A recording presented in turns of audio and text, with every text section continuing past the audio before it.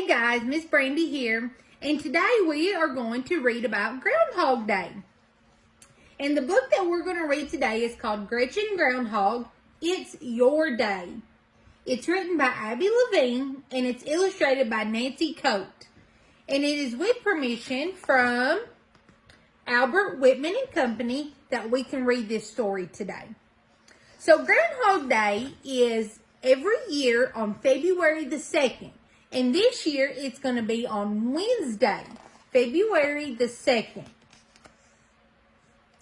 It was a dark and snowy night. Gretchen Groundhog sat in her burrow worrying.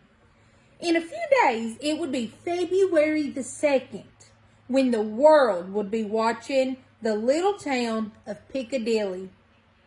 On that day, for the first time, Gretchen would step from her burrow to stand before TV cameras, newspaper reporters, tourists, all the townsfolk, and a brass band. Everyone would be waiting as Gretchen looked for her shadow.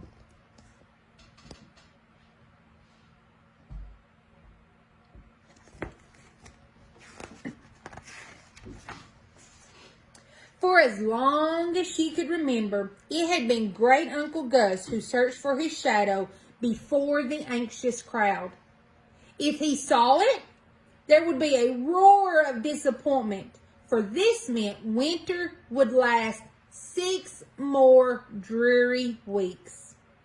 The band would play slow, sad music, and Gus would trudge back into his burrow.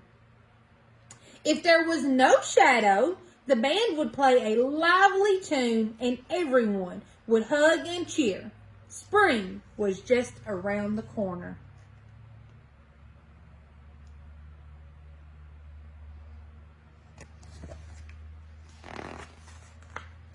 But now, Great Uncle Gus was too old. It was up to Gretchen, his only relative, to carry on. "I can't do it," Gretchen told her great uncle. "I'm just too shy. I can't stand there with everyone looking at me." "You can do it," said Great Uncle Gus. "The first time is always the hardest." But Gretchen knew she could not go out.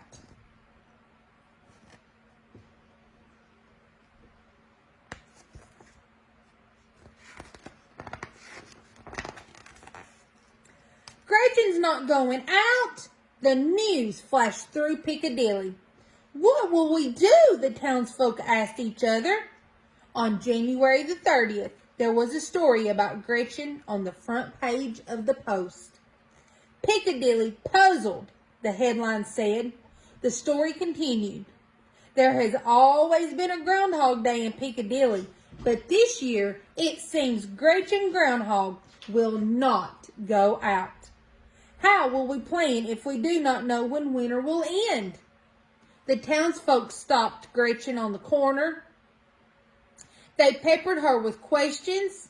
"Should we buy more salt to put on the icy roads?" asked the mayor.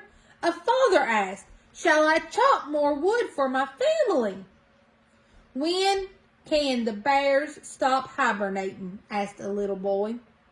"Please," everyone begged, "please, dear Gretchen, go out on Groundhog Day. Tell us when winter will end." But Gretchen only shook her head.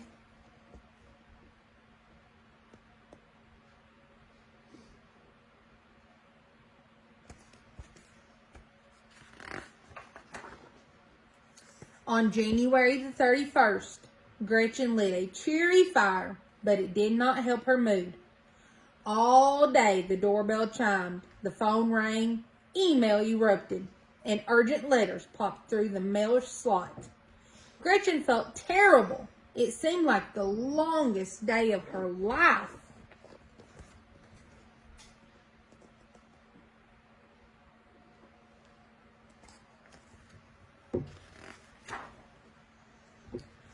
On February 1st, the town was in an uproar. Tourists filled the motels. In front of Gretchen's burrow, carpenters were building wooden stands for the crowd. The TV crews had arrived, and the band was practicing with squawky sounds. Groundhog Day was only hours away. Piccadilly panicked, read the Post. Soon the eyes of the world will be upon us.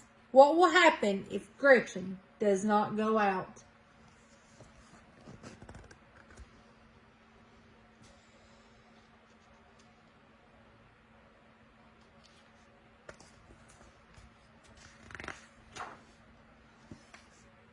Knock, knock, knock. 3 townsfolk were waiting when Gretchen opened the door. "You must try, Gretchen," said the town historian. "There has always been a Groundhog Day in Piccadilly." "Do, Gretchen. I'll stand beside you," said the chief of police.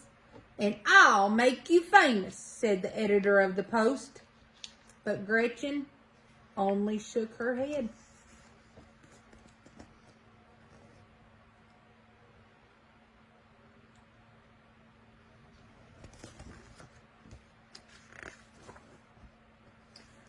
All afternoon and evening visitors came. Knock, knock, knock. "Gretchen, are you there?" Knock, knock, knock. "Gretchen!" That night, weary and sad, Gretchen fell asleep in her rocking chair. But she heard the townsfolk even in her dreams. Knock, knock, knock. "Please, Gretchen, open the door."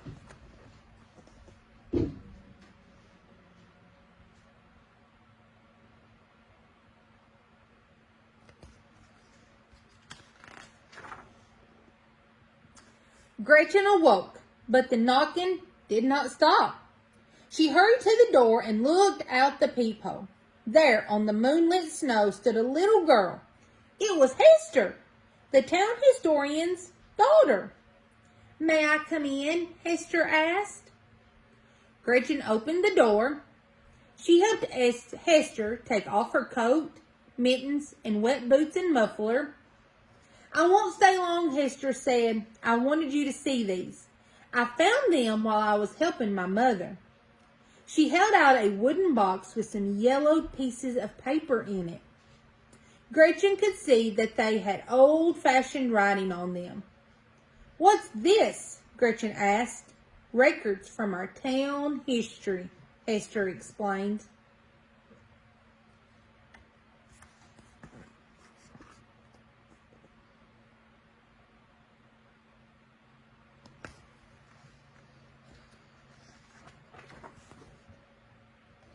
The clock began to chime. 9, 10, 11, 12.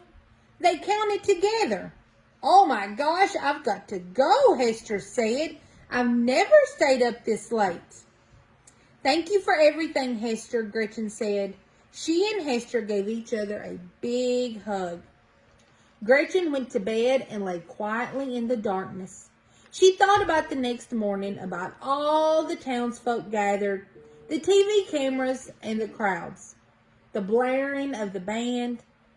She turned on the light, wrote a few lines on a piece of paper, and put it in the history box. Then she closed her eyes and fell asleep.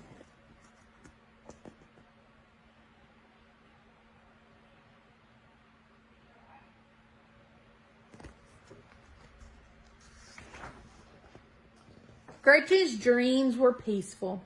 She was awoken by the sound of voices and the squeaks of the band turning up. She put on her coat and muffler, boots and mittens. She took a deep breath. "You can do it," she whispered to herself. Then Gretchen Groundhog flung open the door and stepped out into the February morning.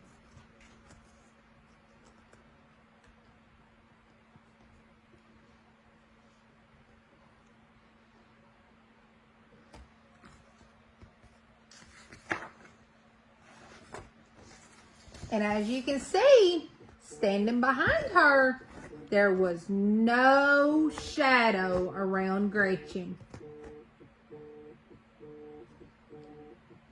And remember, no shadow means spring is on its way.